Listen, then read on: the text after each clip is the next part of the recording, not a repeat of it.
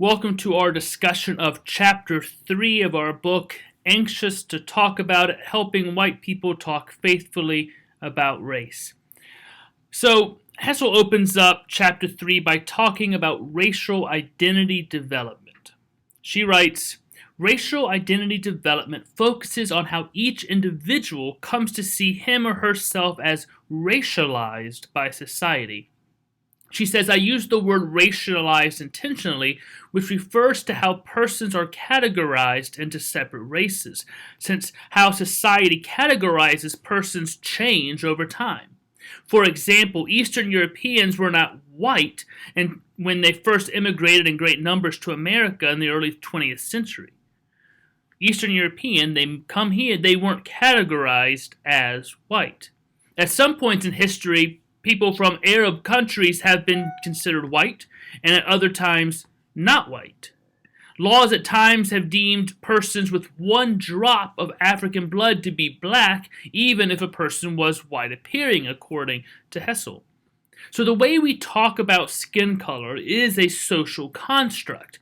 People with different skin colors are not actually biologically separate races, but considered parts of different groups by a history of racialization. So here's the question.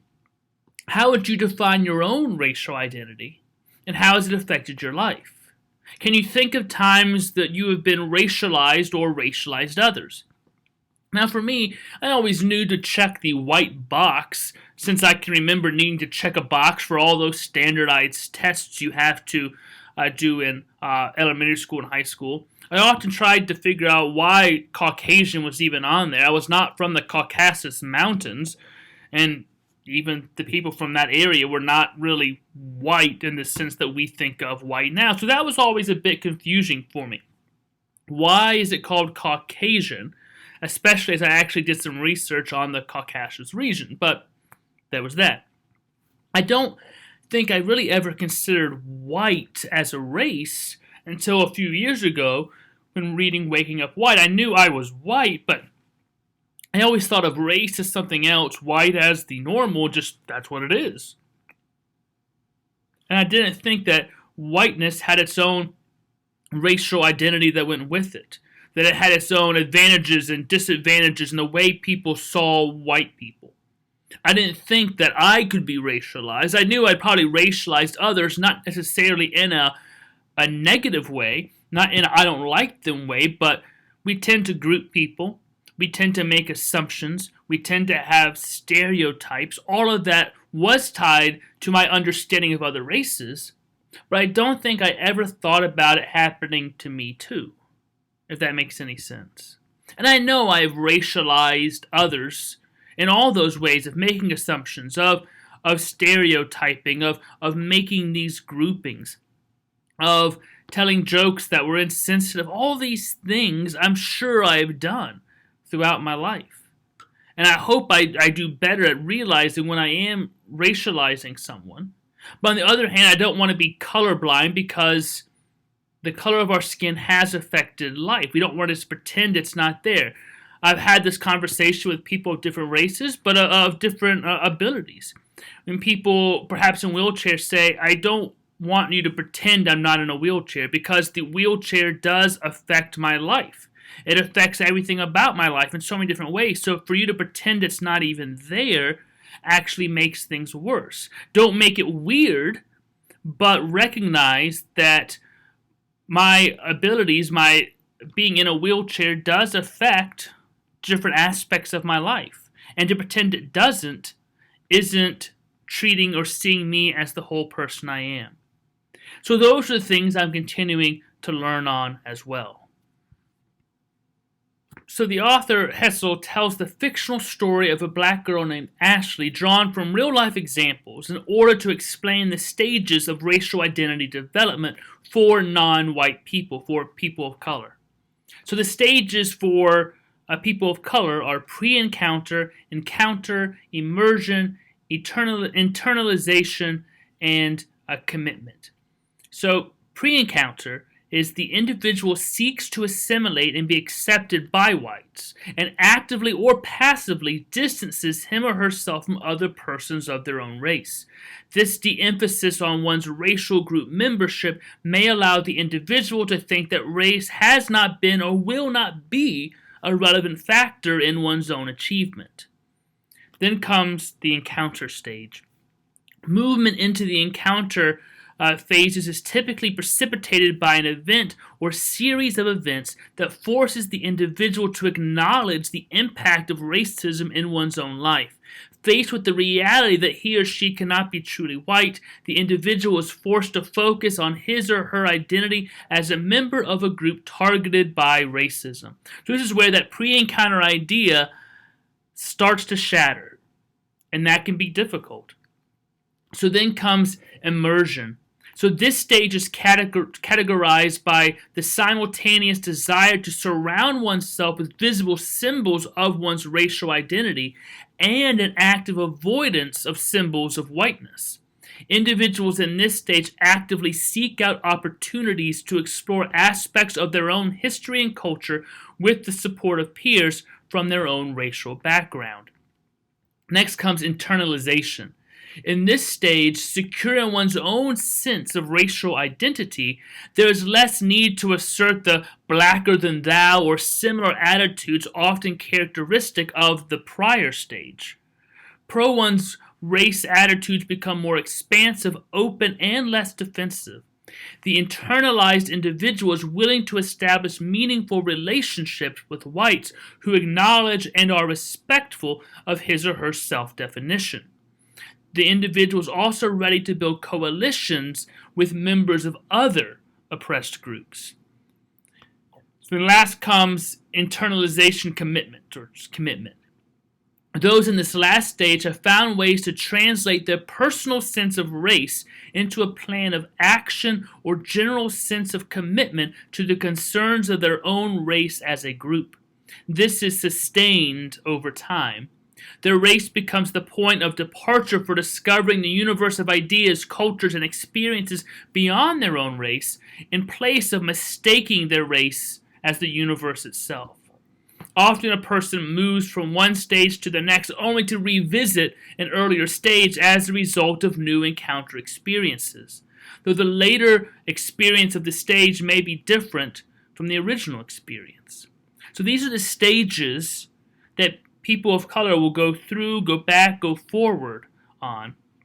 At one point, thinking that race is not going to have an impact on their life, to eventually their race is kind of foundational and it's a jumping off point for understanding the world, but race isn't their whole world, where at one point it kind of becomes everything. So that's kind of those racial development stages for people of color. So what did you learn from Ashley's story in the book and the racial identity development of persons of color? Have you ever witnessed or talked to a person of color about similar instances as the girl in the story that match any of these stages?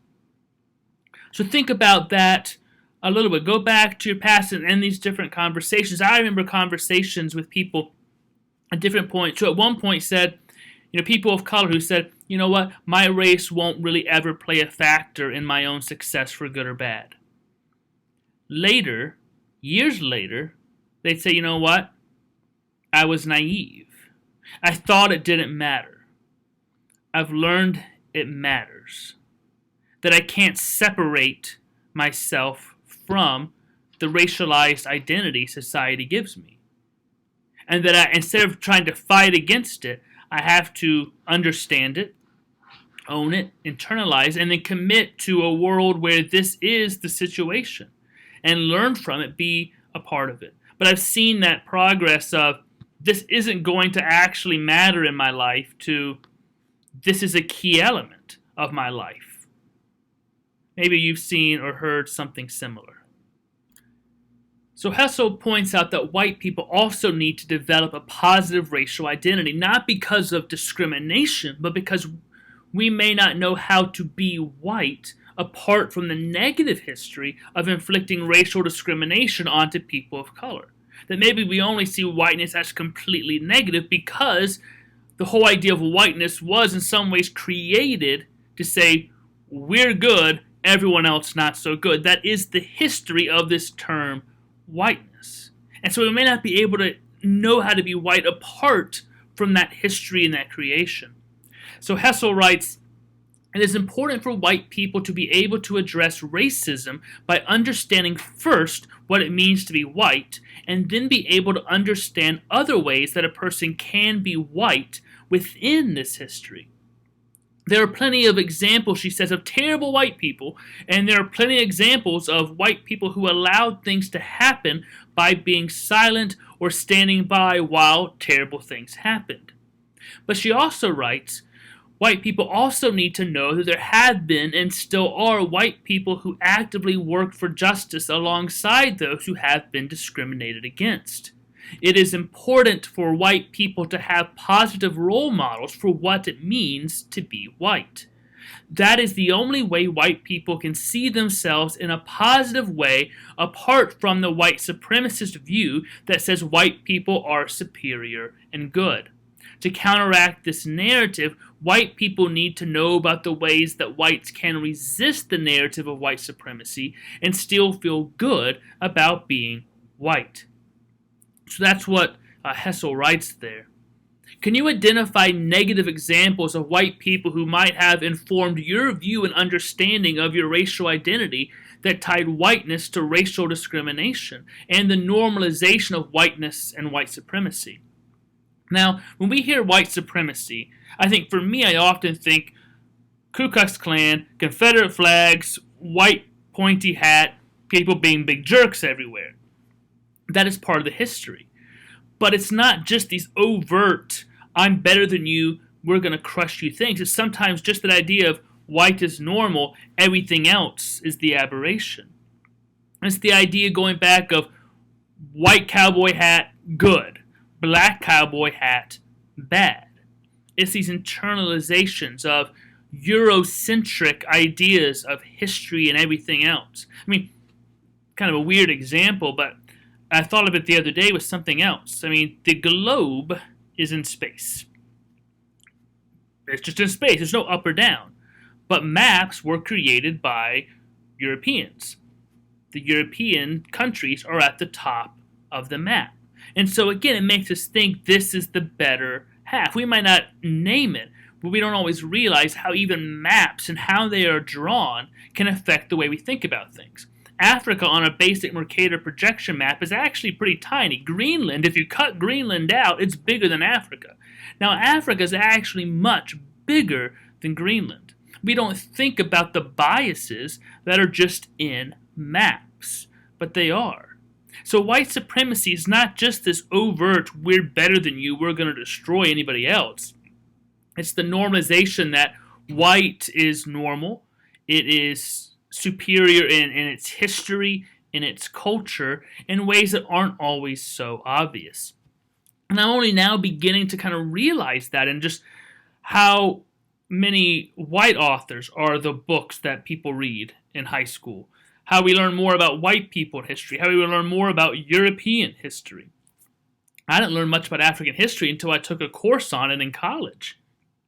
I assumed the world was basically run by Europeans all the time, and not even beginning to understand what was going on in Asia. And really, if we want to be honest about it, the Europeans were way behind culturally and scientifically than some of these civilizations in Africa and India and China and all these places. But everything I learned was Eurocentric, white-centric. And I've had examples of white people who have had that kind of view, and it's even risen up from the churches I went to. Because in the South, and really all over the country, the theology for a long time was white people were created in the image of God.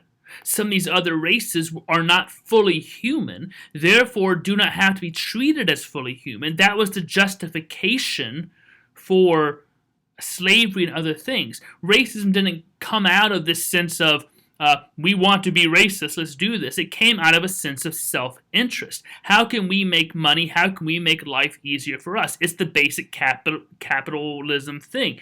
This is going to be good for us. So then you rationalize it later on to the church and everything else. So racism isn't based on ignorance and hate. It's based more, if anything, on greed and self-interest.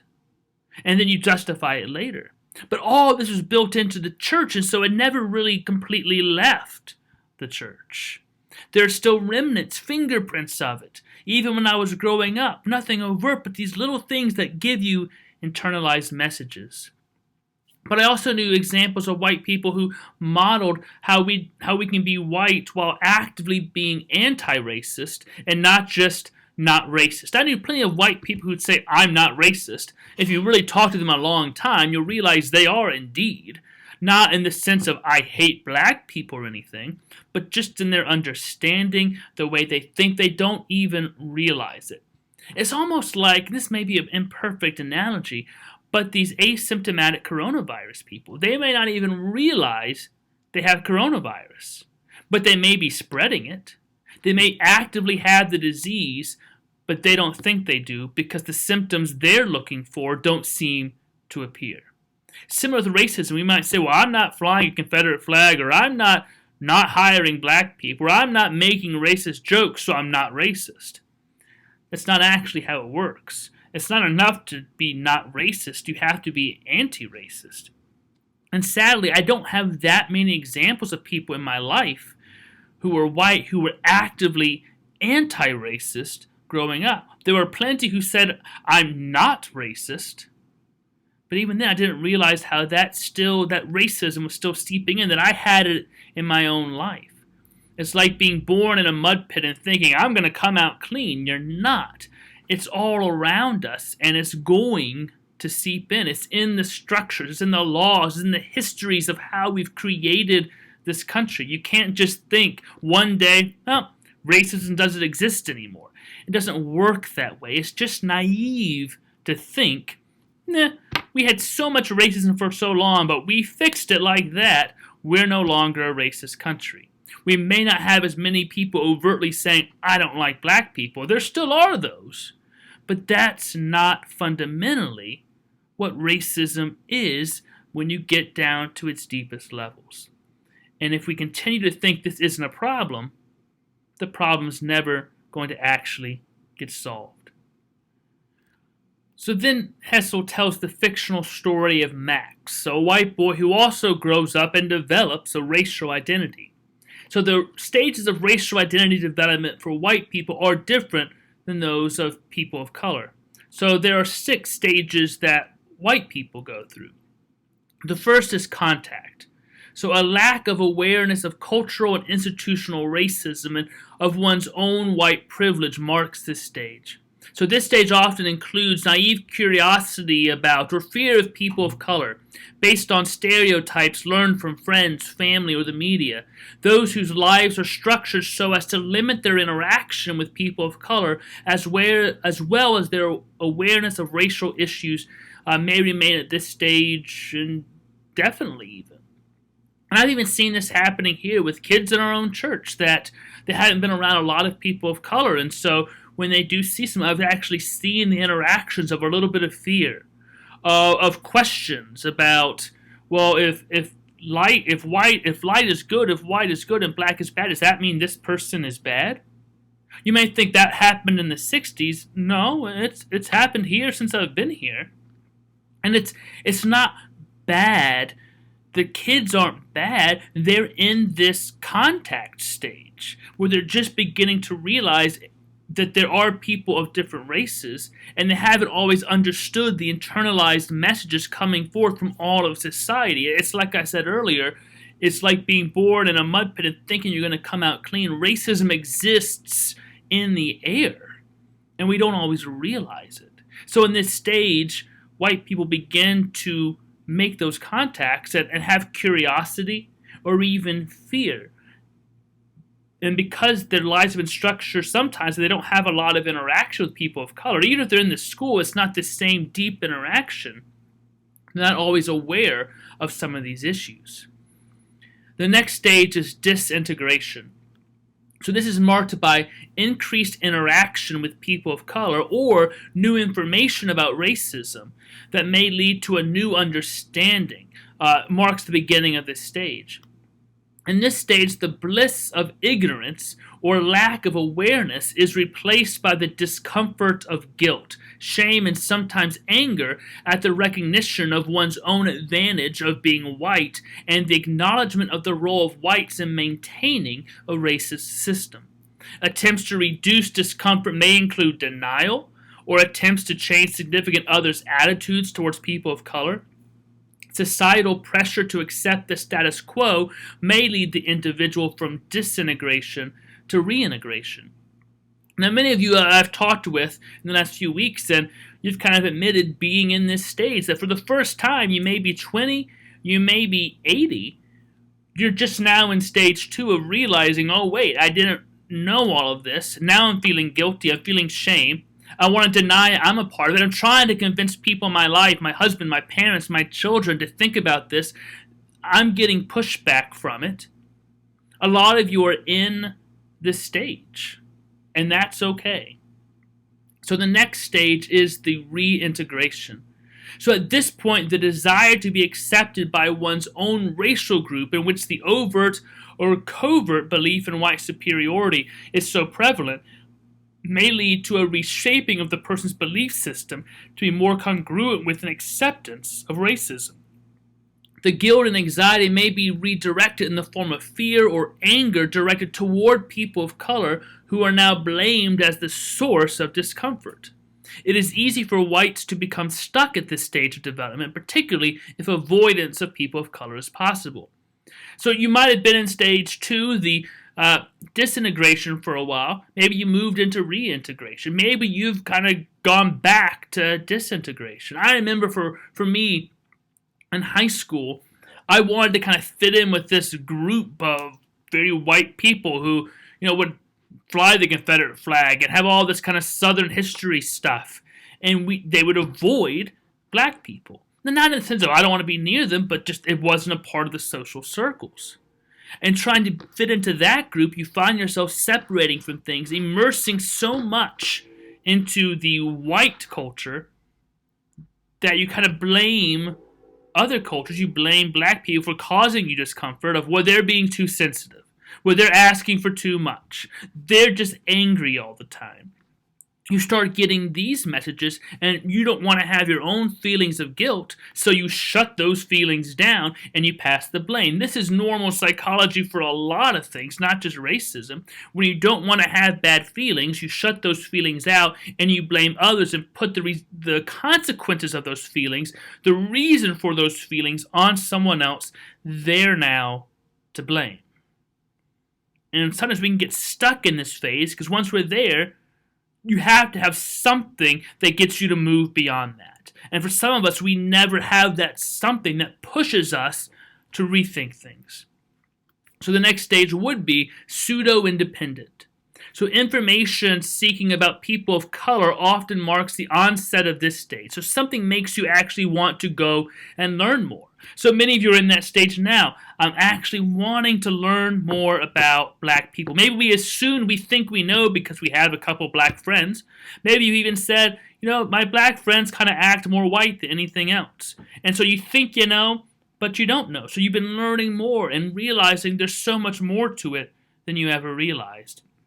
So in this stage, the individual is beginning to abandon beliefs in white superiority. Again, it doesn't mean you're in the Ku Klux Klan or everything. It's those more covert beliefs in white superiority. But you may still behave in ways that unintentionally perpetuate the system. And I think we've all been there. Looking to those targeted by racism to help you, him or her, understand. The white person often tries to disavow his or her own whiteness through active affiliation with persons of color. So in this situation, we're feeling bad. We try to get away from our whiteness and we affiliate with people of color.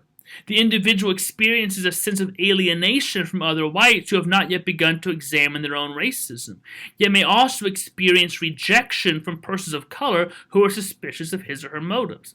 Many of you have shared you're there right now.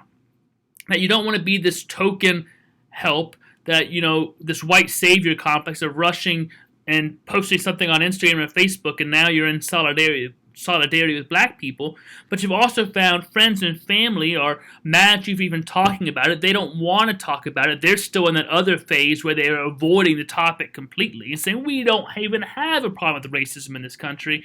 Everything is fine now.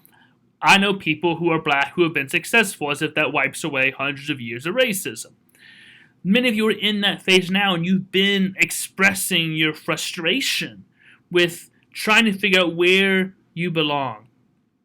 So persons of color moving from the encounter to immersion phase of their own racial identity development may be particularly unreceptive to a white person's attempts to connect with them.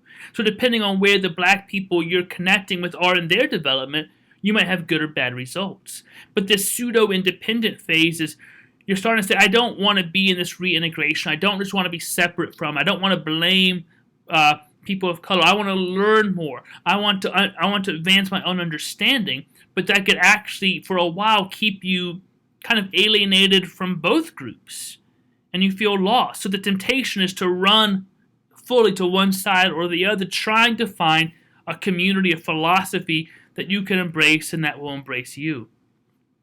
So the next stage is the emergent stage. So uncomfortable with his or her own whiteness, yet unable to truly be anything else, the individual may begin searching for a new, more comfortable way to be white in this stage. Learning about whites who have been anti-racist allies to persons of color is an important part of this process. Whites find it helpful to know that others who have experienced similar feelings and have found ways to resist their racism in their environments, and they are provided with those important models for change. So we want to get to that stage next, looking at how you can be white and still also be anti-racist, not just not racist, that you are anti-racist, that you are seeing the system for what it is and working to change it. The last stage is autonomy, where the internalization of a newly defined sense of self as white is the primary kind of task in this stage.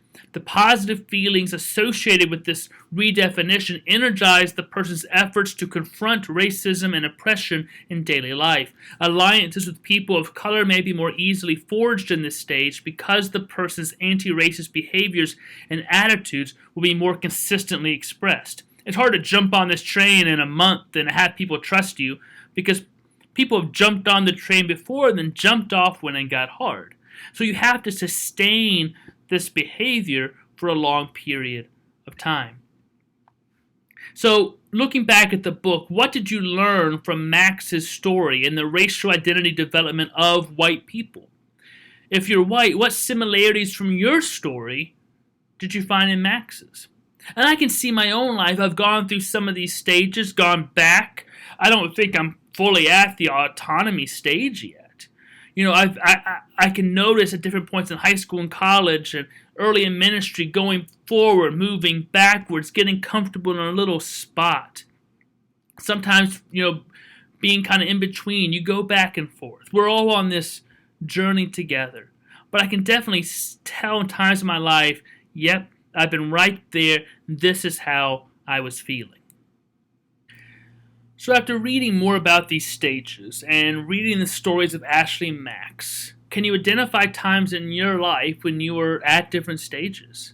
Is it helpful now to look back and understand why you may have thought or felt certain things or why you think and feel certain things now?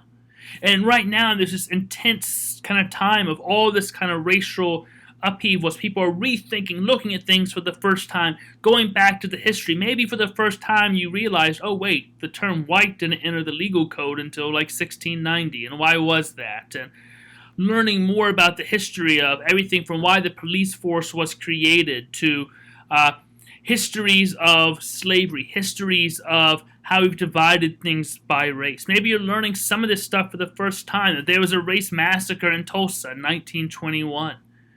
Maybe some of that has just kind of been overloaded, and you found yourself at times feeling guilty or shameful, being angry, wanting to stop and say, I want to go back to not knowing any of these things, not worrying about it. Which again, you may say, I'm not racist, but when you know the system is stacked against some and you just don't do anything about it, that's not enough. We're not asking people to erase their entire culture or history. That's not part of it. We like to radicalize ideas on both sides and take the worst examples or the most extreme examples and try to say this is what it is, and that's not what any of this is about. But when you know, I think we all have problems sometimes. When we know something's wrong, but we just don't want to have to do anything to fix it because it's hard and uncomfortable. It's like when the doctor tells you, you know what, you have heart problems. You have high cholesterol. You need to stop eating bacon and cut down the salt and no more fast food. And you know it. You know it's a problem. But honestly, you like bacon. You like salty foods. You like fast food. It's just not worth it for you to change. And so you hope maybe things will just get better on their own. They usually don't, though. But it's understandable because we don't like hard things sometimes. We don't like to be uncomfortable. We don't like to have uncomfortable conversations with others. I mean, let's be honest. I've gotten pushback on why are we even talking about this? We're a church. We shouldn't be having these conversations. The reality is, the history of the church has had these conversations. The church has helped create the problematic system. The church helped create the problem, helped uphold the problem, helped keep the status quo for a really long time, to say, you know what, this isn't an area for church, is irresponsible. It's Pilate washing his hands. I did some stuff, but I don't want to be held responsible. The church has been at the center of it for a long time. We can't just kick back and say, not our problem anymore. These are things we shouldn't talk about. Because the reality is, you're always either protecting the status quo or working to change the status quo. You're always an activist, one way or the other. By saying, let's not talk about it, you are actively trying to keep things the same. You are actively trying to maintain a system. You may not think about it that way, but when you stop change or don't want to talk about it, you are keeping things from happening. So no matter what you do, you are an activist in one way or the other. We often make the people who seem like they're pushing a change one direction or the other as the activists. But you're always either protecting the status quo or seeking to change the status quo. There's no middle ground there. And so the church, throughout its history, has played a role in racism, a very large role in racism. The church was used to uphold and support and justify racism. So the church also needs to take a big role in dismantling racism as well, and that is uncomfortable. We're always afraid people are going to get mad. They're going to say, I don't want to deal with it and leave, because we've seen in these development stages of the guilt, the shame, the running away. It's going to happen. We're all going to feel like that at sometimes. Sometimes I just wish I don't want to talk about these hard things because I know I'm going to get angry emails and I'd rather not deal with it. But that is the easy way out. Always a chicken way out for me to say, I don't want to deal with any upheaval, even though I know what we need to do. I don't want to deal with it because it's going to be painful for a lot of people. But that's a sign of privilege where we can also say, let's just not deal with it. That's not fair to the church, to the society, to people all this affects. So we have to keep working and moving through those stages, even when it's uncomfortable, even when it's painful, even when we get into arguments, we feel lost. We have to move forward with grace and humility. So this chapter kind of brought maybe a lot of new learning for the first time for you of your own racial identity, maybe understanding for the first time the ways and the reasons you've reacted to certain things, a more roadmap to look back at your own past. Something to think about. When did you begin to realize the world racialized you and that you had a racial identity? And how has that affected you at times throughout your life? How is it affecting you even now? As we're talking about race more than ever, how is that affecting you? How do you think it's affecting your neighbors, your friends, who are persons of color? Have you talked with any? Have you asked how they're doing? What they've been thinking about? If you haven't, maybe now's a good time to start.